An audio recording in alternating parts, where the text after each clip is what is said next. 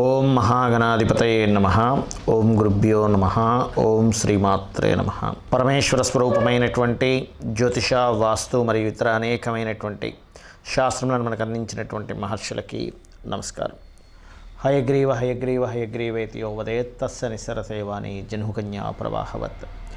అరుణాం కరుణాతరంగితాక్షీం ధృతపాశాంకుశపుష్పబాణచాపాం అనిమాదివిరావృతాం మయూకైః అహమిత్యేవ విభావయే భవానీం. శ్రీమాత్రే నమః. 2027 6th మంత్ నుంచి ఈ జాబ్ రిలేటెడ్ సంబంధించిన విషయాల్లో అప్పటికల్లా ఆ సంవత్సరం కల్లా అంటే ఇక్కడ నుంచి సరిగ్గా 4 yearsలో ఎటువంటి మార్పులు రాబోతున్నాయి అంటే దానికి మనం ఎలా సిద్ధంగా ఉండాలి, మనకి మనమే ఓన్గా ఒకరి కింద జాబ్ చేయడం కాకుండా ఓన్గా ఏం చేసుకోగలం అనే దాని మీదే, ఓన్గా జాబ్ని ఎలా క్రియేట్ చేసుకోగలము, ఇంట్లో ఉండి ఎలా చేసుకోగలము, సొంతంగా మనం ఏం చేయగలం అనే దాని మీద మనం కాన్సన్ట్రేషన్ చేయాలి. బికాజ్ ఆఫ్ శాటర్న్ అంటే కర్మకారకుడు ఉద్యోగాన్ని కానీ వ్యాపారాన్ని కానీ ఇచ్చేటువంటి శని భగవానుడు నీచ పొందుతున్నాడు. కాబట్టి ఈ జాగ్రత్త ఖచ్చితంగా పాటించాలి అని చెప్పి నేను చెప్పడం జరిగింది. అయితే ఇక్కడ చాలామంది ఆ వీడియోస్ చేసిన తర్వాత అడగడం జరిగింది నన్ను, సార్ మరి ఈ 4 సంవత్సరాలు మేము ఎటువంటి జాగ్రత్త తీసుకోవాలి, ఏ విషయాలు జాగ్రత్తగా ఉండాలి, ఏ దేవత ఆరాధన చేసుకుంటే మాకు ఈ 4 years ఆఫ్ జర్నీలో 2027 6th మంత్ నుంచి మీకు శని నీచ స్థానంలో ఉన్నాడు కాబట్టి అప్పటికల్లా మనం సిద్ధంగా ఉండాలి, మనకు మనమే చేసుకోవడం అని అన్నారు. ఈ 4 years ఆఫ్ జర్నీ ఉంది. ఈ జర్నీలో మేము ఎటువంటి జాగ్రత్తలు తీసుకుంటే ఎలా వెళ్తే బాగుంటుందని అడగడం జరిగింది. చాలామంది అడిగారు. కాబట్టి చాలామంది అడిగిన దానికి నేను ఒక్కొక్క రాశికి ఎలాంటి నిర్ణయాలు కానీ జాగ్రత్తలు కానీ ఏ వైపు డైరెక్షన్ వెళ్తే బాగుంటుందని చెప్దామని చెప్పి డిసైడ్ అయ్యాను. కాకపోతే నేను చెప్తుంది నేనైనప్పటికీ కూడా చెప్పేస్తుంది సాక్షాత్ లలిత అమ్మవారిగా భావిస్తూ ఒక్కొక్క సింహలగ్నము, సింహరాశి, సింహం వారికి కనుక చూసుకున్నట్లయితే ప్రధానంగా ఇక్కడ మీకు సహజంగా ధనయోగాన్ని, ధనాన్ని ఇచ్చేటువంటి మార్గాలు ఏ రకాలుగా ఉంటాయని చూసుకున్నట్లయితే ఎనీథింగ్ మార్కెటింగ్ రిలేటెడ్ సంబంధించి చేయొచ్చు. మీరు మార్కెటింగ్ రిలేటెడ్ లేకపోతే ఏదైనా ప్లానింగ్స్ రిలేటెడ్ అని చూడండి. ఒక్కోసారి మనం ఏదైనా కొంతమందికి కొన్ని స్పీచెస్ ఇచ్చి వాళ్ళు మోటివేట్ చేస్తూ ఉంటాం. మోటివేషనల్ రిలేటెడ్ మార్కెటింగ్, మోటివేషనల్ ఇట్లాంటివి పర్టికులర్గా. అదేవిధంగా ఇది సింహలగ్నం అయినందుకు న్యాచురల్గా కొంతవరకు హెల్త్ కూడా కనెక్ట్ అవుతుంటుంది. అయితే ఇక్కడ ఈ శని యొక్క సంచారం విషయంలో ఏ విషయాలు పర్టికులర్గా జాగ్రత్తగా ఉండాలి ఇక్కడ చూసుకున్నట్లయితే సింహం వారు షేర్ మార్కెటింగ్ రిలేటెడ్ సంబంధించిన విషయంలో రాబోయే 1.5 years చాలా కేర్గా ఉండండి. గుర్తుపెట్టుకోండి, చాలా కేర్గా ఉండాలి. ఇక రెండవది ఏమిటి అని చెప్పి చూసుకున్నట్లయితే ఇక్కడ వీటితో పాటు మరి ఒక మంచి కూడా జరుగుతుంది కదా, ఏమిటది అని చెప్పి చూసుకున్నట్లయితే సింహం వారికి నవంబర్ నుంచి ఎప్పుడైతే కేతువు మారుతాడో, 2nd హౌస్లో కేతు వస్తాడు. దానివల్ల కొంచెం ఫైనాన్షియల్గా చూసుకుంటుండాలి. అంటే రకరకాల లోన్స్ అన్నదని దాన్ని బట్టి కట్ అవుతూ ఉంటుంది. కాకపోతే ఇక్కడ ఈ శాటర్న్ 1.5 year ఉండేటువంటి శాటర్న్ కుంభంలో, దాని తర్వాత ఇంకో 2.5 years మీనంలోకి వెళ్తాడు. బట్ ఫస్ట్ 1.5 years మాత్రం కెరియర్లో గ్రోత్ ఇస్తాడు.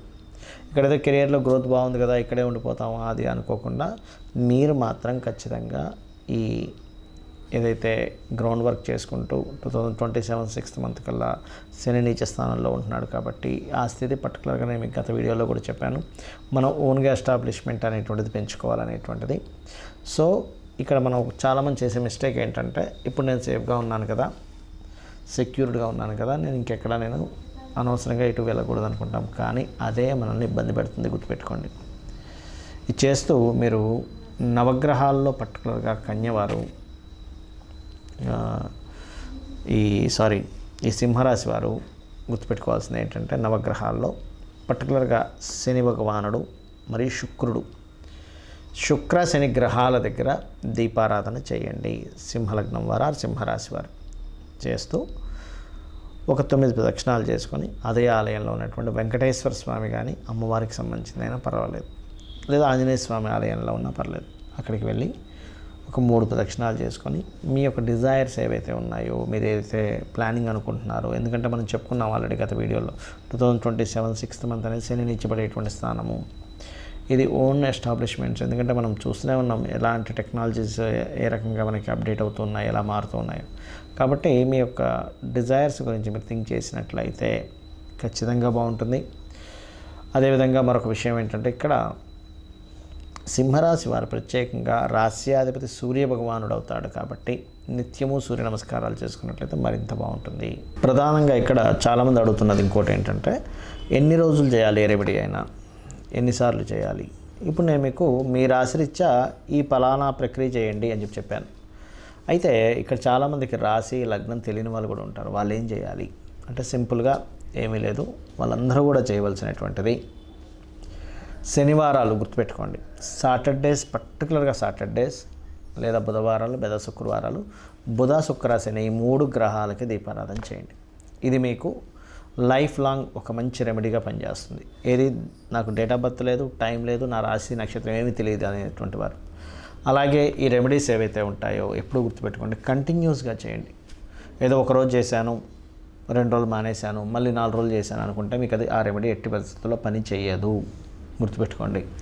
ఇక మూడో విషయం ఏంటంటే, ఇక్కడ ఫైనాన్షియల్ గ్రోత్కి లలితా సహస్రనామాల్లో ఓం సంపత్కరీ సమారూఢ సింధుర వ్రజ సేవితాయై నమః అనేటువంటి నామం రెగ్యులర్గా చేయండి.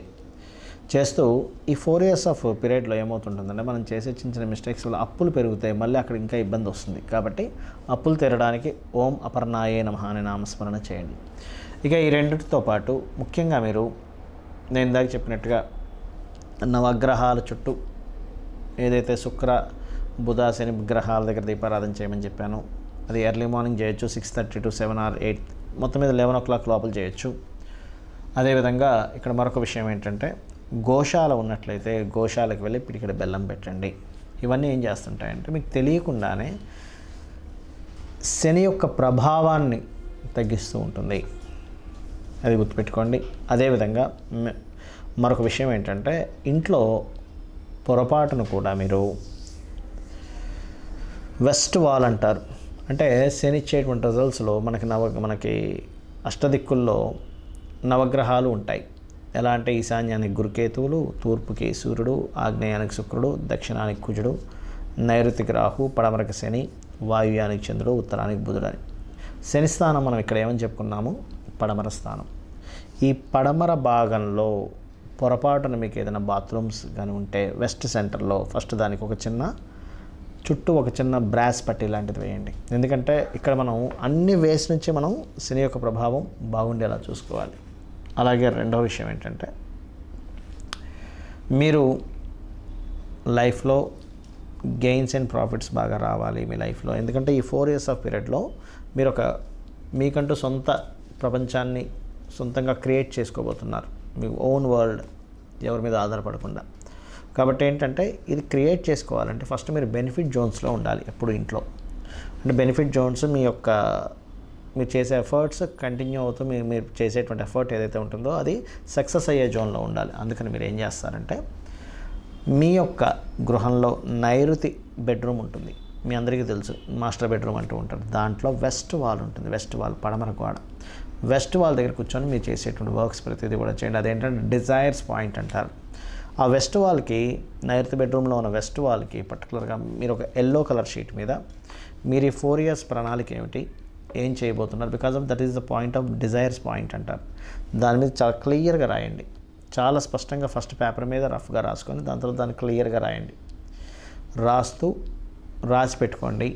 మీరు ఇమేజెస్తో సహా పెట్టుకుంటే ఇంకా మంచిది. ఎందుకంటే ఎప్పుడు కూడా మన డిజైర్ ఇమేజెస్ పరంగా కావచ్చు, రాతపూర్వకంగా కావచ్చు, మీకు ఒకవేళ రాయడం రాకపోతే మీ పిల్లల్ని లేకపోతే మీ జీవిత భాగస్వామిలో నేను రాయమని చెప్పండి. అలా ఒక 2x2 కావచ్చు, 3x3 కావచ్చు, ఏదైనా ఒక షీట్ మీద, ఎల్లో కలర్ షీట్ మీద నీట్గా రాసి మీ డిజైర్ పెట్టుకుంటూ మీరు అక్కడ కూర్చొని మీ వర్క్స్ మీరు చేసుకున్నట్లయితే వాస్తుపరంగా డిజైర్ పాయింట్ని యాక్టివేట్ చేస్తున్నారు, గ్రహాల పరంగా గ్రహాలకు సంబంధించి చేసుకుంటూ ఉన్నారు, అమ్మవారి అనుగ్రహం కోసం మంత్రం చేసుకుంటూ ఉన్నారు.